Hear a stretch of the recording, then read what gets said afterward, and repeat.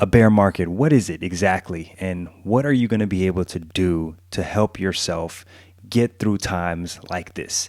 That's what I'm going to answer in this video today. Now, if you think about how a bear attacks, right? I mean, a bear in the wild, a bear swipes down, or at least that's what the name is supposed to represent when the market goes down. Some people say 20%, some people say 30%. Right now, we see that the S&P 500 is down 20.47%. And this is what many people are calling a bear market. So down 20.47%, it's easy to get scared. When you look at your 401k, you're looking at your IRA, you're looking at your taxable account, it's easy to get a little bit scared and ask yourselves, what am I supposed to do? What do I do during times like this? And I'm going to share with you some advice that I got back in 2015 that I was able to use in 2018 as well as 2020 when the market went down significantly and helped me stay the course and is continuing to help me in times like this in 2022. That is helping me stay the course and continuing to invest and take advantage of the current prices that we're seeing right now. So what I learned was to not do anything with my 401k, not change a single thing. This is where a lot of people get hurt. And this is why you see a lot of experts will try to downplay 401ks, because 401ks are really a great investment account. They are really a great tool to help you build wealth. But when the market goes down, it's interesting that there's this psychological action that a lot of people take where they want to go and sell their assets, sell what they have in their accounts. And when you try to sell what you have, you're selling at a low point, right? And when you try to buy back, you're going to buy at a higher point. So you're not going to be able to get as many shares as you would have if you just essentially stayed the course, right? You just stay with what you have and you would have kept the amount of shares that you would have, but you're selling the number of shares you have at a lower price, and then you're going to try to buy back the same amount of shares when they go back up. And that's the problem that a lot of people experience. They're selling at a low point and they're trying to guess, they're trying to speculate, they're trying to get some advice from a coworker or a friend on when to buy back. But by the time they do, it's too late. The market has already recovered and it may be way higher than what you sold at. So that's why I've learned for me, myself, this is not investment advice, but this is just my personal experience that I'm sharing with you. I stay the course. I'm not selling anything in my 401k. I'm not going to panic sell, as they call it. They call that panic selling. When you sell your investments in your 401k, your IRA, or your taxable account, because you start to panic, you see the market going down. But guess what?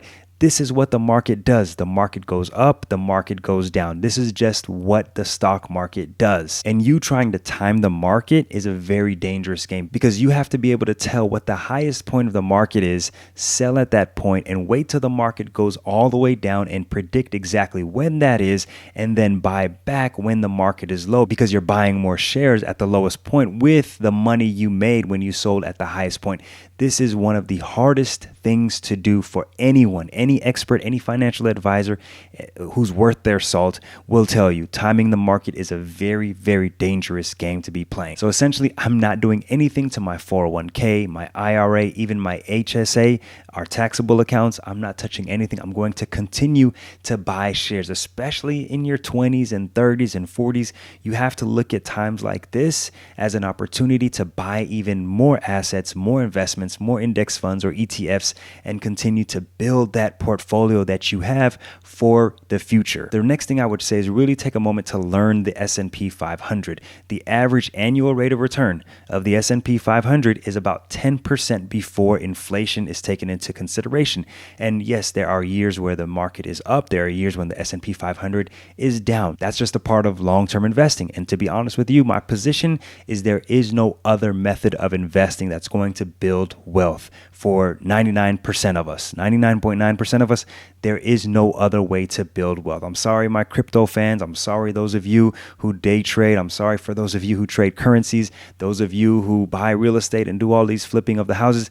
There is no better way to build long-term wealth than to buy and hold index funds or ETFs for the long term. Yes, you heard that from me. And when you buy index funds and ETFs that track the broad markets in the US, even international, you have to be willing to go through periods like this. Like I said, 2015, 2018, I actually started investing in 2009, right after the 2008 recession. And guess what? A lot of people looked at me like I was dumb, and I was able to buy not at the lowest point, but at a pretty low point. And I have been benefiting since. And to me personally, this 2022 year kind of reminds me of that 2008 recession where markets are down, prices and valuations are low. And so you may have this opportunity that seems like that the market is going to reset itself. And it looks like that there is a great opportunity for people who are just starting to invest or people who are still young in their investment careers to be able to buy low and benefit from expected higher returns in the future. Some of you are going to say, Matt, I'm continuing to invest, but guess what? Inflation is high.